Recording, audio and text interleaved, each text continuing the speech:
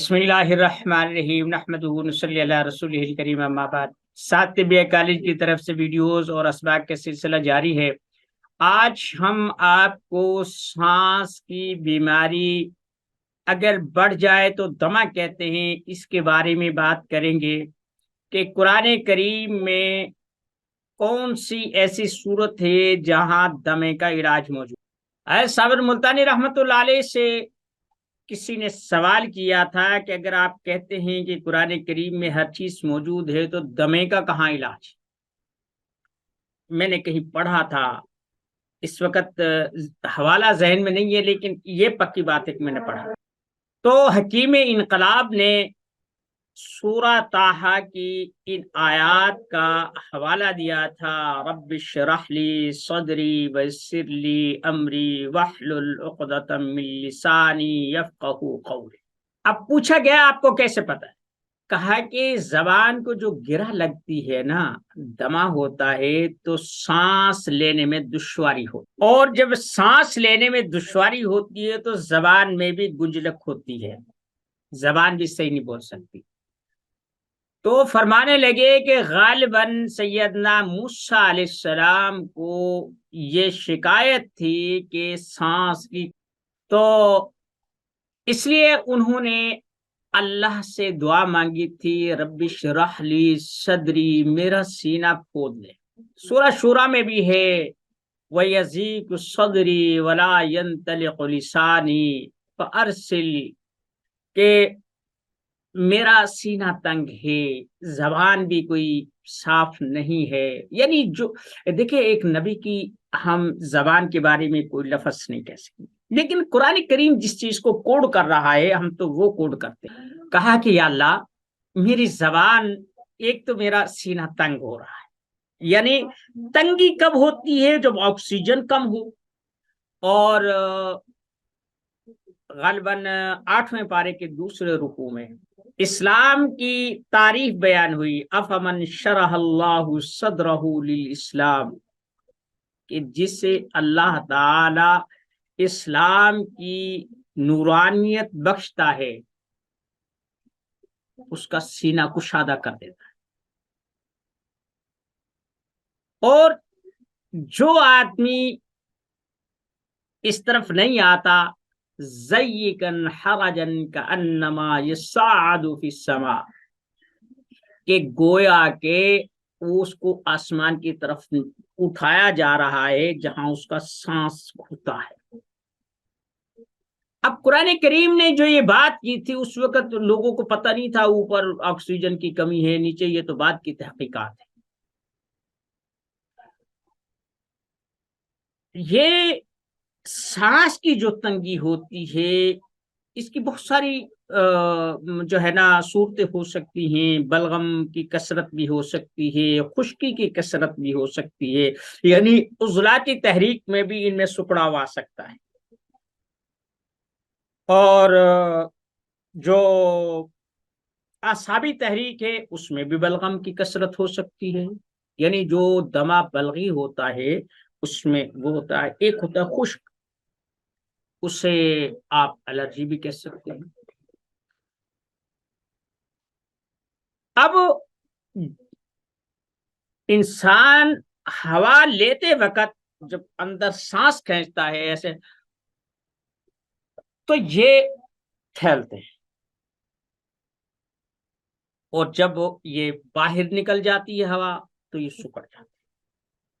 اس دوران پھپڑوں میں باریک باریک ایسے اللہ نے ذرات پیدا کر دیے ہیں، ایسے وہ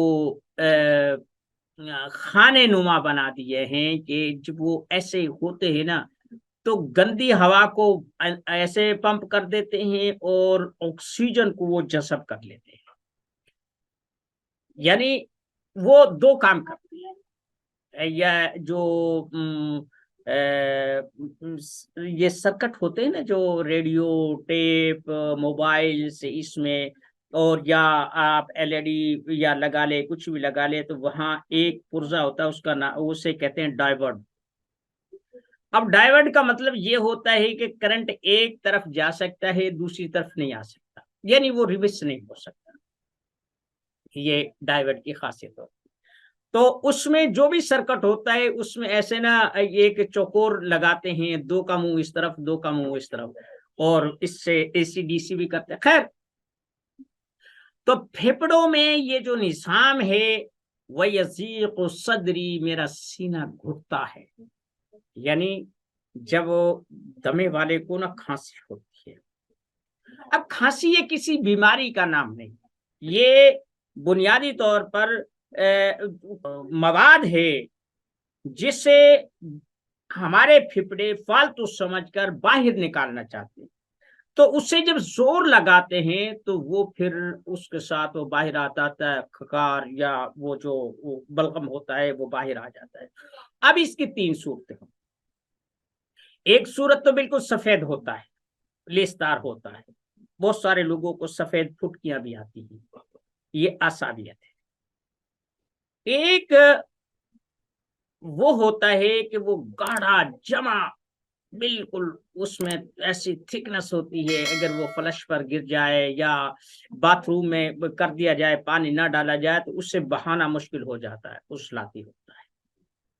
ٹھیک ہے، یہ اب کچھ لوگوں کو نا کھانسی آتی ہے، نکلنا چاہتا ہے، ان کا برا حال ہو جاتا ہے، جب وہ کھانس کھانس کر بے حال ہو جاتے، تھوڑا سا لیس نما مواد نکلتا ہے۔ اصل میں وہ جو مواد ہوتا ہے نا، پھپڑے اس سے یوں سمجھے کراہت محسوس کرتے، اسے باہر نکالنا چاہتے ہیں، لیکن وہ جب وہ اس سے پمپ کرتے ہیں، اس سے پریشر کے ذریعے سے باہر کرتے ہیں، تو وہ جو مواد ہوتا ہے ان کی دسترس سے باہر ہوتا ہے۔ خیر، یہ جو سانس کا مسئلہ ہے آج کل بہت زیادہ ہے۔ اب حکماء جو ہے یہ مختلف قسم کے، بھائی یہ دمے کا یہ علاج ہے، فلاں کا یہ علاج ہے، تیر بہادر علاج ہے۔ اب میں آپ کو اپنے کچھ تجربات شیئر کروں۔ جو بلغمی دمہ ہوتا ہے، یہ جو حکا ہوتا ہے نا، حکا پیتے گڑ گڑ کرتے ہیں، دیہاتوں میں اب تک بھی ہے حکا، ہماری برادری میں بوڑھے بڑے اس کو بہت پتے تھے۔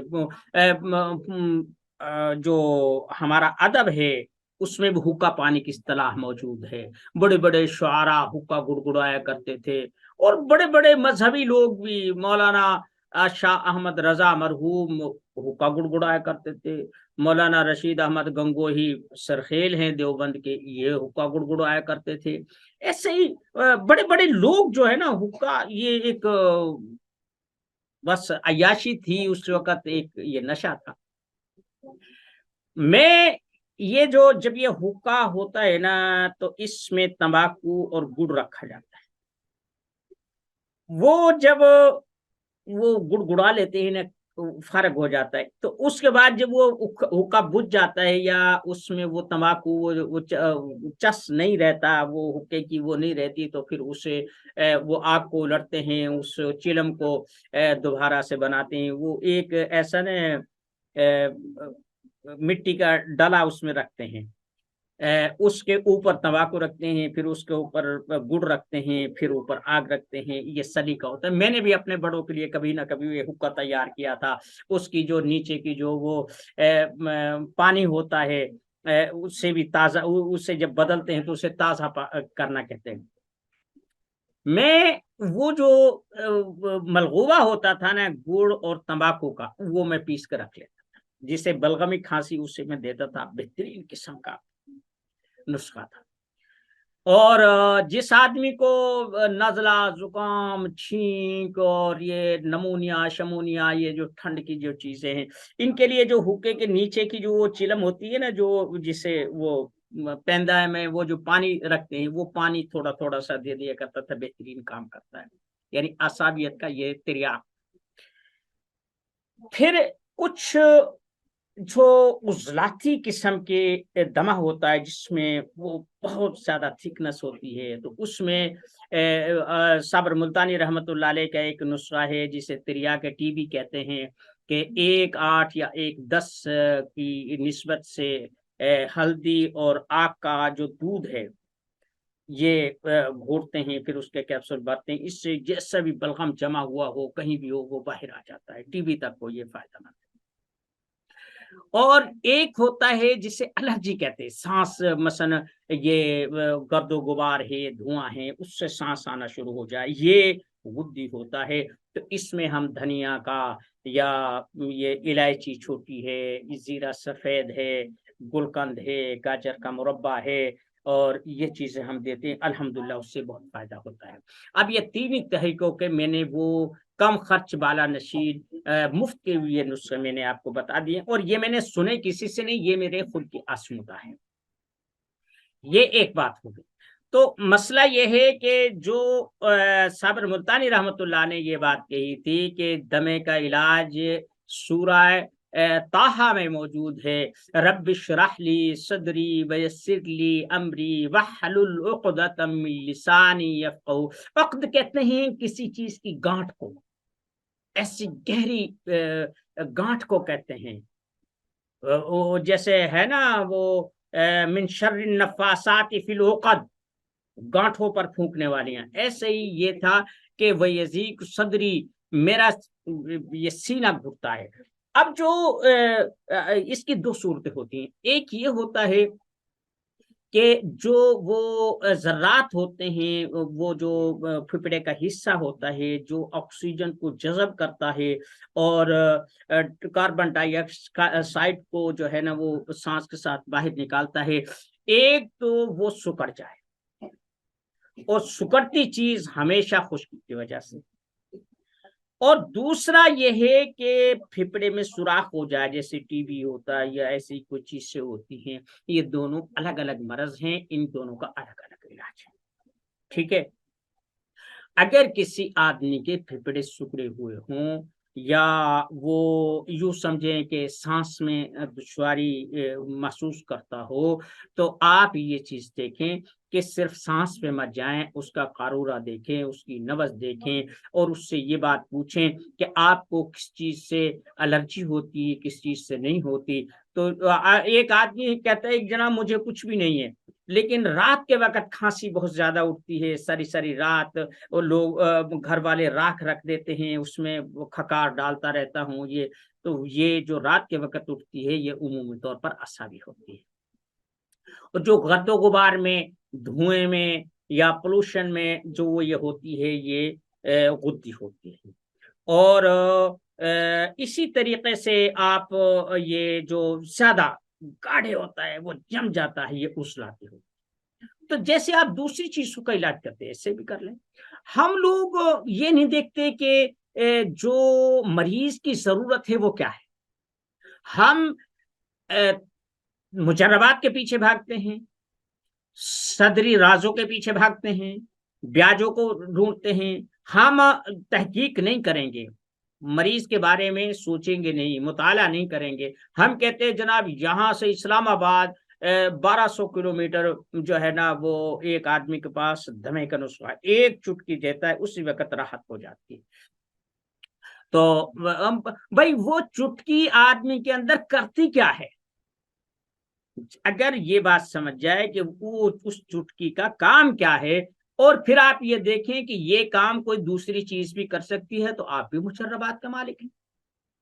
اب مثلا جو یہ زیادہ گاڑھا وہ مواد ہو جائے، بلغم ہو جائے، اب اس کے لیے آپ الائچی بھی دے سکتے ہیں، آپ کالی مرچیں بھی، ادرک بھی۔ جن لوگوں کو انہیلر لینے کی ضرورت پڑتی ہے انہیں آپ کالی مرچیں رکھوا دیں، ادرک رکھوا دیں، تو وہ آپ کو انہیلر کا کام دیں گے وہ۔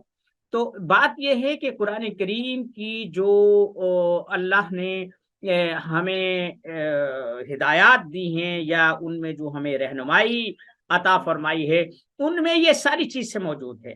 میں کل ایک شادی میں گیا تھا، زیادہ میں لوگوں کے ساتھ نہیں مل بیٹھتا، میرا جی گھٹتا ہے، وہ لوگ عجیب عجیب قسم کی واہیات قسم کی باتیں کرتے ہیں، ادھوری باتیں کرتے ہیں، اور ذہن پر اس کا نا عجیب سا بوجھ ہوتا ہے۔ تو عمومی طور پر یا تو میرے پاس کوئی کتاب ہو، کتاب نہ ہو تو میں مسجد میں جا کر قرآن کریم کھول کر بیٹھتا ہوں، تو پھر وہ مجھے ایسا محسوس ہوتا ہے کہ یہ صورتیں، یہ آیات اور یہ سطور مجھ سے بات کر رہی ہیں۔ کل سورہ کاف کا جب میں نے مطالعہ کیا تو بس میں ایسے ایسے اللہ نے راز کھولے، میں خود حیران رہ گیا کہ یا اللہ، یہ میں 35 سال سے 40 سال سے یہ قرآن میں پڑھ رہا ہوں، لیکن یہ جو اب اس فکر کے ساتھ پڑھ رہا ہوں کہ کیا کیا یہ چیزیں ہیں۔ میں نے آپ کو بتایا تھا کھجور سے مردوں کا بانجھ پن کا علاج ہے، وَالنَّخْلَ بَاسِقَاتٍ لَهَا طَلْعٌ نَضِيدٌ۔ تو بہت ساری ایسے نکات ہیں، وہ انشاءاللہ پھر کسی وقت پیش کروں گا۔ وما علینا الا البلاغ المبین۔